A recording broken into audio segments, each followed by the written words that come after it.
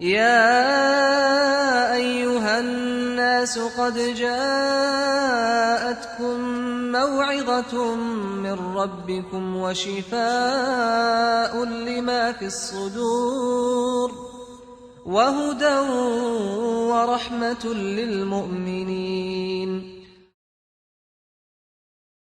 السلام عليكم ورحمة الله وبركاته.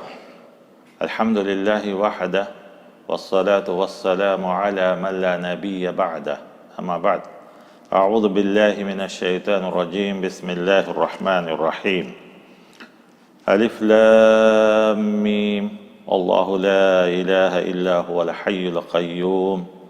نزل عليك الكتاب بالحق مصدقا لما بين يديه وأنزل التوراة والإنجيل. صدق اللہ. حضرات و خواتین، سورہ آل عمران آپ کی خدمت میں پیش ہے. اس کا خلاصہ، سورہ آل عمران کو ہم نے 2 حصوں میں تقسیم کیا ہے کیونکہ اس کی 200 آیتیں ہیں. 100 آیتوں میں ایک خاص بات بتلائی گئی ہے اور باقی کی 100 آیتوں میں صرف اور صرف امت محمدیہ کو خطاب کیا گیا ہے. سورہ کا نام آل عمران یعنی عمران کے خاندان والے. تاریخ انبیاء میں 2 عمران گزرے. ایک موسیٰ اور ہارون علیہ السلام کے والد کا نام عمران، دوسرا حضرت مریم کے والد کا نام عمران ہے. اس سورہ میں حضرت مریم کے والد کا نام جو عمران ہے انہی کا خاندان ہے. اس سورہ کی آیت نمبر 33 میں ایک آیت آئی ہے جس میں اس کا ذکر ہے کہ چند خاندانوں کو اللہ تعالیٰ نے بزرگ بنایا. ہم نے سورۃ الفاتحہ میں دعا کی تھی کہ اللہ اس قوم کا راستہ نہ دکھائیے جس پر غضب ہوتا ہو. تو مغضوب یہود تھے، ان کا تفصیل کے ساتھ سورۃ البقرہ میں ذکر ہوا. دوسری قوم والضالین جو گمراہ ہو گئی، وہ یہود کے بعد نصارہ ہیں جو گمراہ ہوئے ہدایت ملنے کے باوجود. کیسے گمراہ ہوئے، کس طریقے سے گمراہ ہوئے، کس بات پہ گمراہ ہوئے، اس سورہ میں تفصیل سے بیان کیا گیا ہے. گرچہ کہ حضرت مریم اور ان کے خاندان حضرت عیسیٰ جو ان کے بیٹے تھے قرآن کریم میں بہت جگہ ذکر ہے، لیکن خاص کر 3 سورتوں میں ان لوگوں کی تفصیل سے ذکر آئی ہے. ایک آل عمران، دوسرا سورۃ المائدہ، تیسرا خود ایک سورت ہے جو سورہ مریم ہے. ہم وہ ساری باتوں کو یہاں پر لانے کی کوشش کریں گے. اس سے پہلے چند باتیں اور بھی سنیے. سب سے پہلے اللہ تعالیٰ نے کہا کہ اللہ وہی ہے جو ہمیشہ قائم اور زندہ رہنے والا ہے، جو آیت الکرسی میں کہا گیا. اس کا مطلب ہے کہ عیسیٰ علیہ السلام کو جو تم خدا بنا لیے یا ٹرینیٹی 3 خداؤں کا تصور جو تمہارے پاس آیا، یہ غلط ہے. اس لیے کہ اللہ کی جو صفت ہے وہ کسی اور میں نہیں پائی جاتی. اللہ تعالیٰ نے عیسیٰ علیہ السلام اور مریم کا ذکر کرنے کے پہلے چند باتیں ذکر کی جس کے اوپر بھی ہمیں غور کرنا چاہیے. کہا کہ دیکھو اللہ ہی ساری کتابوں کو نازل کیا ہے. یہ قرآن بھی نازل کرنے والا وہی ہے اور تمہاری توریت اور انجیل کو بھی نازل کرنے والا وہی ہے. کیوں؟ کہ وہ بھی ہدایت تھی لیکن تم نے اس کو غلط کر لیا. تو اب ہدایت کے لیے صرف اور صرف قرآن ہے اور جو لوگ اس کا انکار کریں گے ان کے لیے سخت عذاب ہے.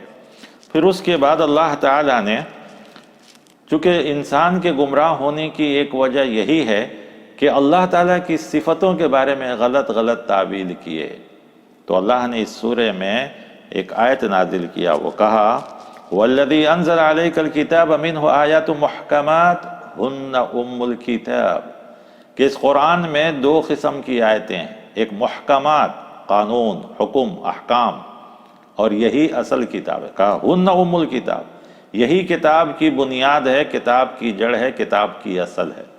وَأُخَرُ مُتَشَابِهَاتٌ، اور کچھ متشابہات آیتیں بھی ہیں. متشابہات کا مطلب جس کو پوری طریقے سے تفصیل کے ساتھ نہیں بتلایا گیا کیونکہ انسان کا علم وہاں تک نہیں پہنچ سکتا. تو ہمیں جو متشابہ ہیں اس میں پیچھے نہیں پڑنا، جیسا اللہ تعالیٰ خود کہا فَأَمَّا الَّذِينَ فِي قُلُوبِهِمْ زَيْغٌ فَيَتَّبِعُونَ مَا تَشَابَهَ مِنْهُ. تو جن لوگوں کے دلوں میں ٹیڑھ ہے، گمراہی چاہتے ہیں، تعویلیں غلط کرنا چاہتے ہیں، وہی لوگ متشابہ کے پیچھے پڑتے ہیں۔ لیکن جو لوگ ایمان والے ہیں وہ تو کہتے ہیں کہ کل من عند ربنا، جو کچھ ہمارے رب کی طرف سے نازل ہوا ہے ہم ان سب پر ایمان لاتے ہیں، اور وہ سب ہمارے لیے نصیحت ہے۔ تو عقل مند لوگ متشابہ کے پیچھے نہیں پڑتے ہیں، بلکہ وہ محکم پر عمل کرتے ہیں، اور ہمیں عمل کے لیے محکم آیتیں ہی دی گئی جس میں احکام نازل کیے گئے۔ رہ گیا جو متشابہ آیتیں، جیسے کہ کبھی آیت الکرسی میں گزرا کرسی، اب لوگ اس کے بارے میں لگے پوچھنے، عرش کہ اللہ تعالیٰ کا عرش کیسا ہے، کدھر ہے، تو یہ متشابہ کہلاتی ہیں۔ ہمیں اس میں بحث نہیں کرنا چاہیے، بلکہ ہمیں صرف محکم پر عمل کرنا چاہیے۔ پھر اس کے بعد ہمیں ایک دعا سکھلائی گئی، کیونکہ قرآن کا بھی اگر صحیح استعمال نہ کیا جائے، قرآن کو بھی اس کے الفاظ کا صحیح معنی اور مفہوم نہ معلوم کیا جائے، اور صحیح راستے پر ہم نہ چلیں، تو قرآن کے رہتے ہوئے بھی انسان گمراہ ہو سکتا ہے۔ تو ہمیں اس سورہ میں ایک آیت سکھائی گئی، رَبَّنَا لَا تُزِغْ قُلُوبَنَا بَعْدَ إِذْ ہَدَيْتَنَا، اے اللہ ہدایت کے بعد ہمارے دلوں میں گمراہی کو نہ ڈالیے۔ کیوں کہ آپ کی طرف سے ہدایت جسے آتی ہے یقیناً آپ ہی ہدایت دینے والے۔ تو معلوم ہوا کہ ہمیں یہ دعا بھی کرنی چاہیے۔ کیوں یہ سب دعائیں سکھائی جا رہی ہیں؟ کیونکہ اس میں بھی ایک گمراہ قوم کا ذکر کیا گیا، جن کے پاس ہدایت آئی، نبی آئے، کتاب آئی، ہدایت پر تھے، لیکن بعد میں غلو، عیسیٰ علیہ السلام کی محبت کی غلو میں گمراہ ہو گئے۔ تو اللہ تعالیٰ نے اس کا بھی ذکر کیا، کہا کہ دعا کرو کہ تم اس گمراہی سے بچ جاؤ اور ان چیزوں سے دور رہ جاؤ۔ پھر اس دعا کے بعد اللہ تعالیٰ نے ایک قوم کا ذکر کیا ہلکا سا، جو اس سے پہلے بھی آیا ہے، وہ ہے فرعون کا، یہ بتانے کے لیے کہ دیکھو ان کے پاس بھی نبی آئے، ساری چیزیں ہوئی، لیکن وہ لوگ بھی ہدایت کو نہیں مانے تو وہ گمراہ ہو گئے۔ لہذا تم اس سے عبرت حاصل کرو، کیونکہ جو لوگ نافرمان ہیں وہ سمجھتے ہیں کہ ان کا مال، ان کی اولاد ان کو کام آئے گی، لیکن ان کا مال، ان کی اولاد ان کو کچھ بھی کام آنے والی نہیں ہے۔ جیسے کہ اللہ تبارک و تعالیٰ نے کہا کہ قیامت کے دن ہم سب کو جامع کریں گے، جس کے بارے میں کوئی شک نہیں، اور اللہ کا وعدہ بھی جھوٹا نہیں ہو سکتا۔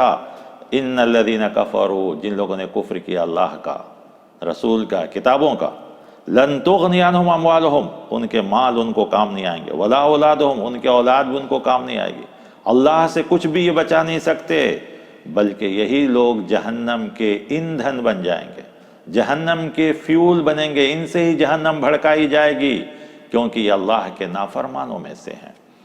پھر اس کے بعد اللہ تعالیٰ نے کہا اگر تمہیں یقین نہیں ہے تو فرعون اور اس کی لشکر کا انجام دیکھ لو۔ اس کا ذکر کیا گیا کہ ان کا کیا حال ہوا اور کس طریقے سے ہوا، ہلکا سا ذکر یہاں کیا گیا ہے۔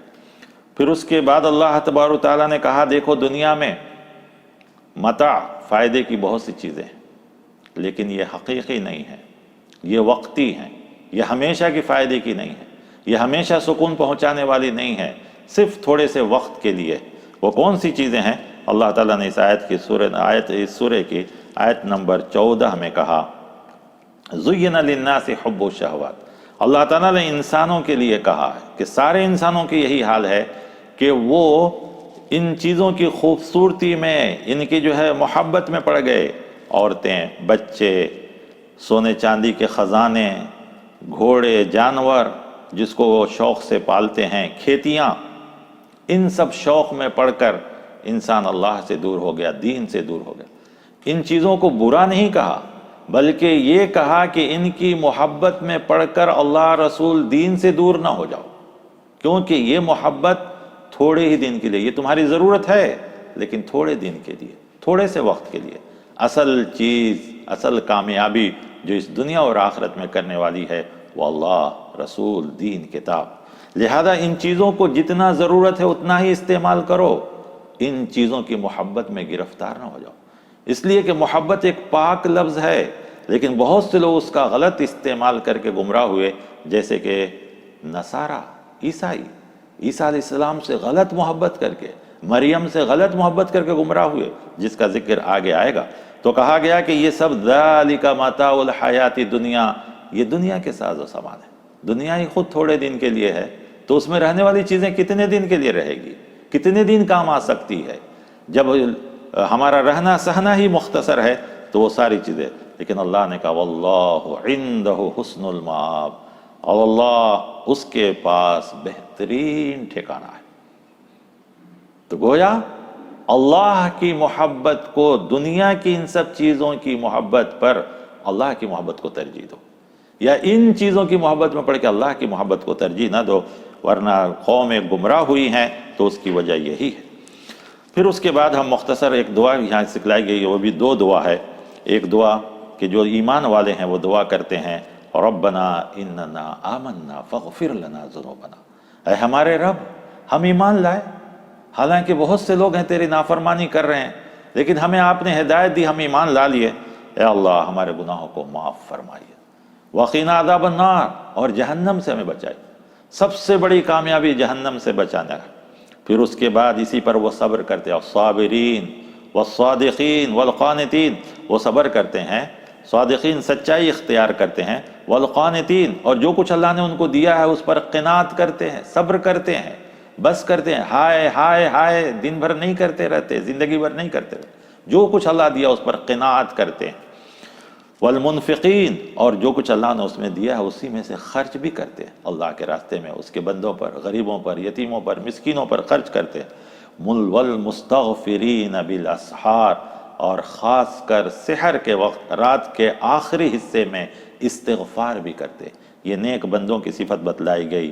پھر اس کے بعد ایک بات کہی گئی کہ یاد رکھو انسان کو سب سے بڑا زیور جو اللہ تعالیٰ نے دیا ہے وہ علم کا زیور ہے۔ سورہ بقرہ میں بھی آیا یا آدم علیہ السلام کا واقعہ بتلا کر کہ اللہ تعالیٰ نے آدم علیہ السلام کو فضیلت دیا علم کی وجہ سے۔ یہاں اللہ تعالیٰ علم والوں کے بارے میں کہتے ہیں شہید اللہ انہ لا الہ الا ہو والملائکۃ واولو العلم، اللہ کی گواہی فرشتے اور صاحب علم دیتے۔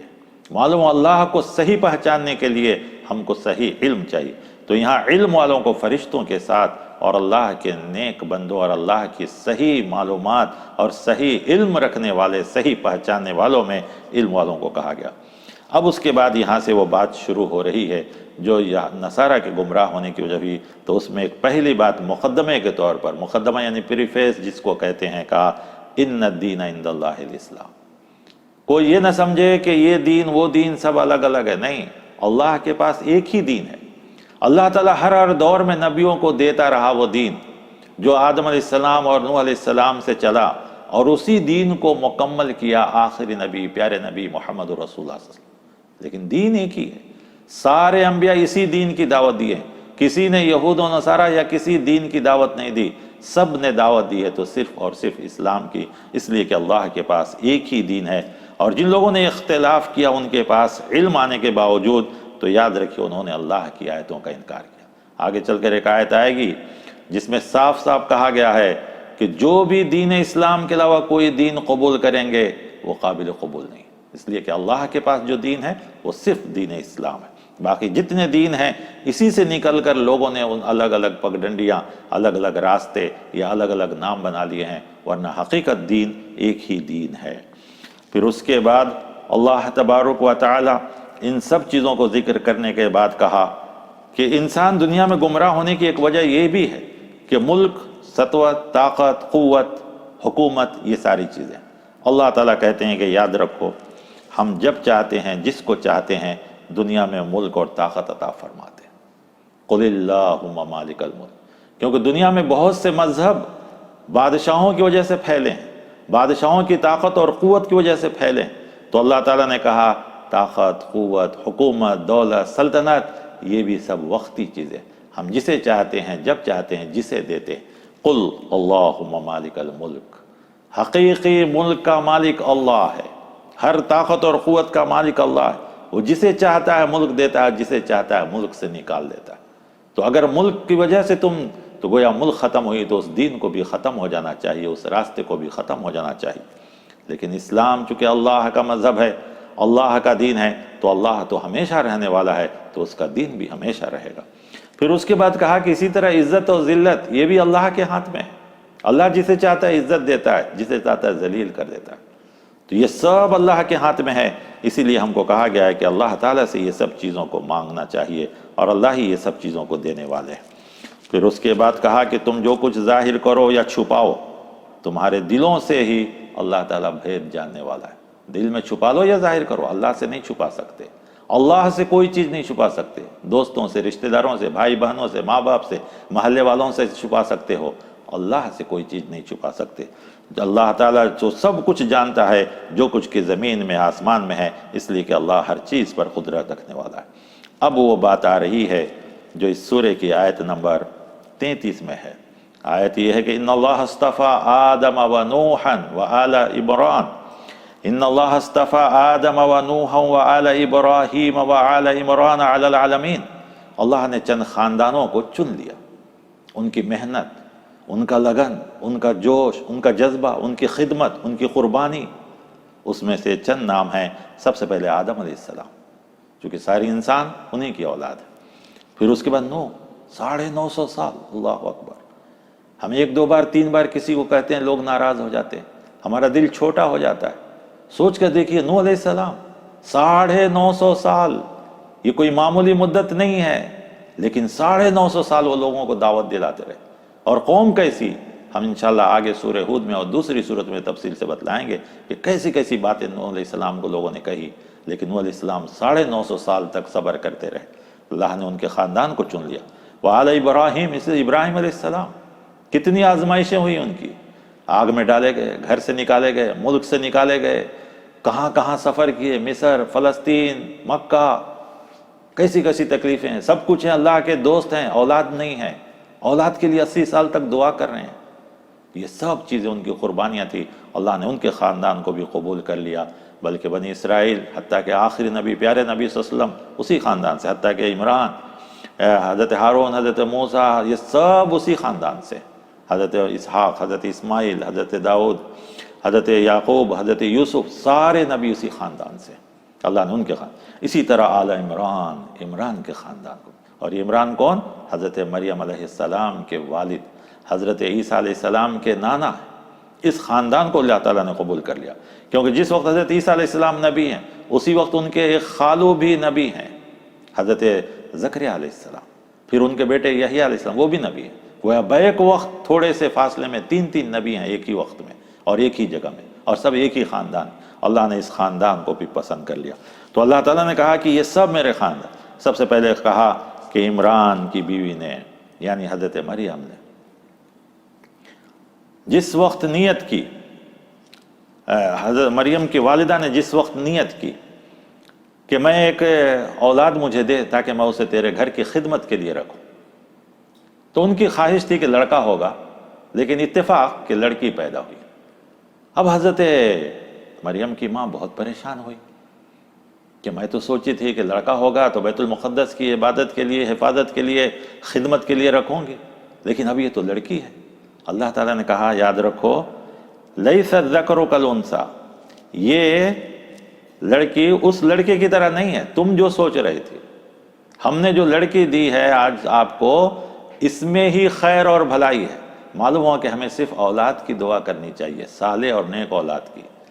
اللہ جو دے اسی میں خیر، اسی میں بھلائی۔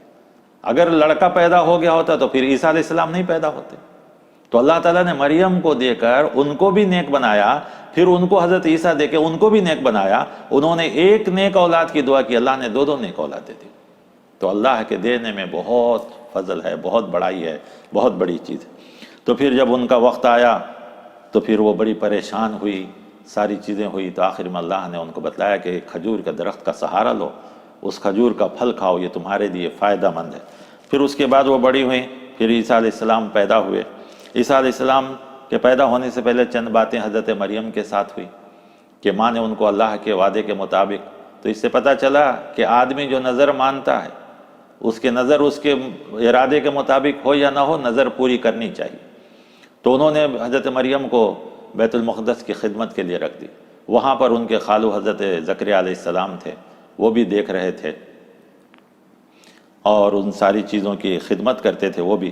تو انہوں نے ان کی بھی کفالت کی، ان کی دیکھ بھال کی۔ ایک بار ایسا ہوا کہ حضرت مریم کے کمرے میں حضرت زکریا گئے تو دیکھا کہ حضرت مریم کے پاس ایسے ایسے پھل ہیں جو سیزن بھی نہیں تھا، یا اس کا مارکیٹ بھی نہیں تھا، یا اس زمانے میں وہاں اویلیبل نہیں تھا۔ حضرت زکریا پریشان، ارے بھائی ان کو ساری چیزیں کھانے پینے کی میں لا کے دیتا ہوں، جبکہ یہ پھل ایسا ہے کہ اس کا مارکیٹ میں ہے بھی نہیں اور وہ سیزن بھی نہیں ہے۔ فوراً انہوں نے پوچھا کہ کلما دخل علیہ زکریا المحراب وجد عندها رزقا قال یا مریم انى لك هذا، یہ کہاں سے آیا تمہارے پاس؟ یہ تو مارکیٹ میں بھی نہیں ہے، سیزن بھی نہیں ہے، میں بھی لا کے نہیں دیا۔ قالت هو من عند اللہ، تو انہوں نے کہا یہ اللہ کی طرف سے۔ معلوم ہوا کہ رزق اللہ مقرر کر دیا ہے، ہم اللہ کی فرما برداری کریں تو اللہ عطا کرتا ہے۔ ہاں محنت مشقت کرنی چاہیے، اس سے اسلام منع نہیں کرتا۔ صرف انہوں نے یہی نہیں کہا کہ اللہ کی طرف سے، بلکہ کہا ان اللہ یرزق من یشاء بغیر حساب، اللہ جس کو دیتا ہے بے حساب روزی دیتا ہے۔ تو رزق اللہ تقسیم کرتا ہے، انسان نہیں، اللہ تقسیم کرتا ہے۔ اب حضرت زکریا علیہ السلام کی حالت یہ تھی کہ وہ دونوں بوڑھے ہو چکے تھے اور ان کو بھی اولاد نہیں تھی۔ اب فوراً ان کے ذہن میں خیال آیا کہ اللہ اگر مریم کو بے موسم کا پھل لا کے دے سکتا ہے تو گرچہ کہ ہم بھی بوڑھے ہو چکے ہیں، ہمیں اولاد نہیں ہے، لیکن اللہ چاہے تو دے سکتا ہے۔ ان کو یقین پیدا ہوا۔ یہ دیکھیے کیسی نیت تھی ان کی۔ تو معلوم ہوا کہ کسی کو کوئی نعمت دیکھ کر ہمیں اللہ کا شکر ادا کر کے ہمیں بھی وہ نعمت مانگنی چاہیے۔ یہ نہیں کہ اللہ تو نے ان کو دے دیا ہم کو کیوں نہیں دیا، شکوہ شکایت نہیں ہونی چاہیے، نیت خراب نہیں ہونی چاہیے۔ انسانوں کی نیت خراب ہو جاتی ہے کسی کی نعمت کو دیکھ کر، ایسا نہیں ہونا چاہیے۔ انہوں نے فوراً دعا کی تو اللہ تعالیٰ نے ان کو بھی خوشخبری دے دی کہ ہاں تم کو بھی اولاد ملے گا۔ اب دعا کی، دعا قبول ہو گئی۔ جب اللہ تعالیٰ نے کہا کہ ہاں تم کو بھی اولاد ملے گا تو اب پریشان ہونے لگے۔ خاص کر ان کی بیوی نے کہا انا عجوز، میں تو بوڑھی ہوں، مجھے کیسے ہو سکتا ہے، میری عمر ہو چکی ہے۔ اللہ تعالیٰ نے کہا اللہ ایسا ہی سب کچھ عطا کرتا ہے، وہ جیسا چاہتا ہے کرتا ہے، اس کے لیے یہ کوئی بڑی چیز نہیں۔ اب اس کے بعد انہوں نے پوچھا کہ کوئی نشانی کہ ہاں کیسے ہوگا، تو اللہ تعالیٰ نے ان سے کہا کہ ٹھیک ہے تم 3 دن تک اشارے سے صرف بات کرنا، آواز سے نہیں۔ اور اللہ تعالیٰ نے ان کو بھی وہ اولاد عطا فرمایا۔ پھر اس کے بعد حضرت عیسیٰ علیہ السلام کا ذکر یہاں پہ بتلایا گیا کہ عیسیٰ علیہ السلام کی پیدائش ہوئی اور عیسیٰ علیہ السلام کو بھی اولاد اللہ تعالیٰ نے عطا فرمایا۔ حضرت مریم کو جب یہ اولاد ہوئی تو وہ بھی بہت پریشان ہوئی، جس کا یہاں بھی ذکر ہے اور سورہ مریم میں بھی۔ وہ بہت پریشان ہوئی، آخر اللہ تعالیٰ نے کہا تمہیں پریشان ہونے کی ضرورت نہیں ہے، اللہ تعالیٰ کے نشانی ہے عیسیٰ علیہ السلام۔ اور عیسیٰ علیہ السلام کو لے کر جب وہ قوم کے پاس آئیں تو قوم نے ان کو بڑی غلط باتیں کی، لیکن عیسیٰ علیہ السلام ماں کے گود سے ہی کہے انی عبد اللہ، میں اللہ کا بندہ ہوں اور اس کا رسول ہوں، آتانی الکتاب، اللہ نے مجھے کتاب عطا فرمایا۔ تو ان سب چیزوں کا ذکر کرنے کے بعد اصل اس چیز کا جواب دیا گیا ہے کہ عیسائی عیسیٰ علیہ السلام کے بارے میں کیوں گمراہ ہوئے۔ اس کی 2 وجوہات ہیں۔ ایک یہ کہ عیسیٰ علیہ السلام کا بغیر باپ کے پیدا ہونا، تو انہوں نے سمجھا کہ یہ خدا کے بیٹے۔ دوسرا یہ کہ عیسیٰ علیہ السلام کو اللہ تعالیٰ نے جو معجزہ دیا وہ ایسا معجزہ تھا جو اس سے پہلے کسی نبی کو نہیں دیا گیا، تو اس معجزے کو دیکھ کر ان لوگوں نے سمجھا کہ یہی خدا ہے۔ یہی وجہ ہے کہ عیسائی ٹرینیٹی یعنی 3 خدا میں گمراہ ہو گئے، یعنی خدا، بیٹا اینڈ ہولی گوسٹ۔ تو اللہ تعالیٰ نے ان چیزوں کا اس سورہ میں جواب دیا۔ سب سے پہلے جواب دیا کہ تم عیسیٰ علیہ السلام کو بیٹا اس لیے مان رہے ہو کہ ان کے والد نہیں ہیں، تو اللہ تعالیٰ نے اس سورہ میں جواب دیا ان مثل عیسیٰ عند اللہ کمثل آدم، عیسیٰ علیہ السلام کو اللہ نے ویسا ہی پیدا کیا جیسا کہ آدم علیہ السلام کو پیدا کیا۔ آدم علیہ السلام کو تو باپ بھی نہیں بیٹے بھی نہیں، ہم نے بغیر ماں باپ کے پیدا کیا۔ تو اگر عیسیٰ علیہ السلام بغیر باپ سے پیدا ہونے کی وجہ سے خدا کا بیٹا ہو سکتے ہیں تو پھر آدم علیہ السلام کو تم کیا کہو گے؟ آدم علیہ السلام کو بیٹا مانو، اس لیے کہ ان کو تو باپ بھی نہیں ماں بھی نہیں، ہم نے تو ان کو مٹی سے پیدا کیا۔ تو اللہ تعالیٰ نے ان کا ایک جواب دیا، کہا کہ دیکھو یہ اللہ کی تخلیق ہے، اللہ جیسے چاہتا ہے پیدا کرتا ہے۔ آدم علیہ السلام کو بغیر ماں باپ کے، عام انسانوں کو ماں باپ سے، عیسیٰ علیہ السلام کو بغیر باپ کے، یہ سب اللہ تعالیٰ کی تخلیق ہے۔ اسی طرح ہم قیامت کے دن پھر سارے انسانوں کو پیدا کریں گے۔ دوسرا ان کے معجزے کی وجہ سے۔ تو اللہ تعالیٰ نے اس سورہ میں اور اس کے بعد بھی اور ایک سورت میں 2 جگہ ان کے معجزے کا ذکر کیا، ایک سورہ مائدہ میں آیت نمبر 10 میں بھی، اور پھر یہاں بھی ذکر کیا ہے، کہا کہ دیکھو معجزہ ہم سارے نبیوں کو دیتے ہیں اور ہر نبی کو الگ الگ دیتے ہیں۔ موسیٰ علیہ السلام کو ہم معجزہ دیے تھے لاٹھی، وہ سمندر پہ مارتے تھے راستہ بن جاتا تھا، پتھر پہ مارتے تھے تو چشمہ بن جاتا تھا، ڈال دیتے تھے تو سانپ بن جاتا تھا۔ تو یہ سارے معجزے ہم دیتے ہیں نبیوں کو۔ ان معجزوں کی وجہ سے اگر تم ان کو خدا مانتے ہو تو اللہ تعالیٰ نے ان دونوں جگہوں میں بار بار کہا کہ دیکھو ہم نے جو عیسیٰ علیہ السلام کو معجزہ دیا تھا وہ یہ کہ وہ جو کچھ کرتے تھے اللہ کے حکم سے کرتے تھے۔ کہا بِإِذْنِ اللَّهِ کا لفظ بار بار لایا گیا اس میں، ایک ایک معجزے کا ذکر کیا اور کہا بِإِذْنِ اللَّهِ، کہ وہ اگر پرندوں میں پھونک مارتے تھے تو طَيْرًا بِإِذْنِ اللَّهِ، اللہ کے حکم سے، گویا یہ اللہ کا حکم تھا، اللہ کا معجزہ تھا۔ عیسیٰ علیہ السلام نبی تھے، وہ ذریعہ تھے، لیکن معجزہ اللہ کا تھا۔ اگر تم معجزے کی وجہ سے ان کو خدا مان رہے ہو تو ہم نے تو سارے نبیوں کو معجزہ دیا ہے، تم سارے نبی کو خدا مانو۔ تو اس طریقے سے ان کے اس گمراہی کو اللہ تعالیٰ نے پکڑا اور اس کے بعد کہا دیکھو ان اللہ ربی۔ اگر تم بات کرتے ہو عیسیٰ علیہ السلام کی تو عیسیٰ علیہ السلام بار بار اس سورہ میں بھی اور سورہ مائدہ میں کے آخری میں کہا کہ انہوں نے تو بار بار کہا ان اللہ ربی و ربکم، بے شک اللہ میرا بھی رب ہے تمہارا بھی رب ہے، فاعبدو، اسی کی تم عبادت کرو، ھذا صراط مستقیم، اور یہی سیدھا راستہ ہے۔ بلکہ سورہ مائدہ میں ذکر کیا کہ حضرت عیسیٰ علیہ السلام سے قیامت کے دن پوچھے گا اللہ تعالیٰ کہ اے عیسیٰ کیا تم نے لوگوں کو حکم دیا تھا کہ تم میرے علاوہ اپنی اور اپنے ماں کی عبادت کرو، یعنی عیسیٰ اور مریم کی عبادت کرو؟ عیسیٰ علیہ السلام وہاں صاف صاف جواب دیں گے نہیں۔ انشاءاللہ ہم سورہ مائدہ میں پھر اس کو تفصیل سے سنیں گے۔ یہاں پر یہ یاد رکھیے کہ عیسیٰ علیہ السلام کی محبت میں غلو کر کر گمراہ ہوئے، کہیں ایسا نہ ہو کہ ہم امت محمدیہ بھی اس امت کے نیک لوگوں کی نیکیاں دیکھ کر، یا اللہ تعالیٰ نے اگر ان کو کوئی خرق عادت کرامت وغیرہ دیا وہ دیکھ کر گمراہ ہو گئے تو پھر عیسائیوں میں اور ہمارے میں کیا فرق رہے گا؟ تو گویا محبت غلو نہیں ہونی چاہیے، کسی کا جتنا مقام ہے اتنا ہی مقام ہونا چاہیے۔ پیارے نبی صلی اللہ علیہ وسلم نے اسی لیے فرمایا لا تطرونی کما اطرت النصارى عیسیٰ ابن مریم، مجھے زیادہ بڑھا چڑھا کر نہیں پیش کرو جیسا عیسائیوں نے عیسیٰ علیہ السلام کو بڑھا چڑھا کر پیش کیا۔ تو لہذا کبھی کبھی انسان نفرت میں گمراہ ہوتا ہے جیسے یہود، اور کبھی محبت میں حد سے زیادہ انسان گمراہ ہو جاتا ہے جیسے عیسائیت میں گمراہ ہوئے۔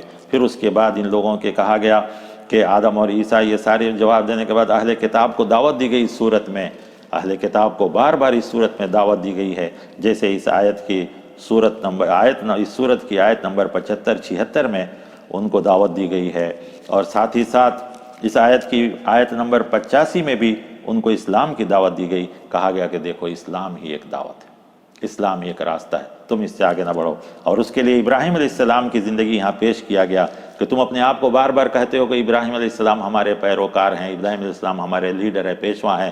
یاد رکھو ابراہیم علیہ السلام تو وہ تھے جن کے بارے میں کہا ما کان ابراہیم یہودیا ولا نصرانیا، ابراہیم علیہ السلام نہ یہودی نہ نصرانی عیسائی کچھ بھی نہیں تھے، ولیکن کان حنیفا مسلما، وہ خالص مسلمان تھے اور وہ صرف اور صرف دین پر، وما کان من المشرکین، وہ شرک بھی کرنے والوں میں سے۔ اگر آج قرآن نے فیصلہ سنایا کہ ابراہیم علیہ السلام کے صحیح ماننے والے کوئی ہیں تو یہ نبی یعنی محمد رسول اللہ صلی اللہ علیہ وسلم اور وہ مومنین جو اللہ کو اپنا دوست مانتے ہیں، وہ لوگ صحیح راستے پر ہیں۔ پھر اس کے بعد عیسائیوں کے جو غلط عقیدے تھے اس کا بھی اس سورہ میں ذکر کیا گیا، جیسے وعدہ خلافی، خیانت، ان سب چیزوں کا ذکر کیا گیا کہ ایسا نہیں کرنا چاہیے۔